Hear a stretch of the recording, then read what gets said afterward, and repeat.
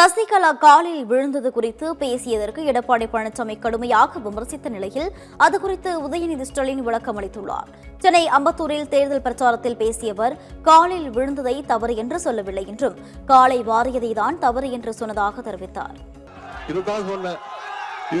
இதுதான் பெரிய கேஸ் ஆயிடுச்சு. இப்போ என்ன கண்ணா அப்படின்னு திட்டுறாருமா. இந்த போட்டோ நீயே வச்சுக்கோ, எனக்கு வேற இந்த போட்டோ பாருங்க. எனக்கு இந்த போட்டோக்கு 50 என்ன கண்ணா அப்படின்னு திட்டுறாரு. செத்து போயிருங்கன்றாருமா. என்ன என் உயிரை வாங்குறான் அப்படின்றாரு. நான் காலில் விழுந்தது தப்பு சொல்லவே இல்லை. அவர் மாத்தி பேசிட்டாரு. இப்போ ஆமா எனக்கு முதலமைச்சர் பொறுப்பு கொடுத்தாங்க, நான் போய் காலில் விழுந்தேன் அப்படின்ட்டாரு. நான் காலில் விழுந்தது தப்பு சொல்லவே இல்லை. காலில் விழுந்துட்டு முதலமைச்சர் ஆயிட்டு அந்த அம்மாவை ஜெயிலுக்கு அனுப்பிச்சிட்டு நீயா என்ன முதலமைச்சர் ஆக்கணும்னு சொல்லி அந்த அம்மா காலை வாரி விட்டாரு. அதைத்தான் நான் கேட்டேன். இப்போ சசிகலா அம்மா கேட்க ஆரம்பிச்சிட்டாங்க, ஆமா உதயநிதி சொல்றதுலாம் கரெக்ட் தானே, பதில் சொல்ற அப்படின்றாங்க.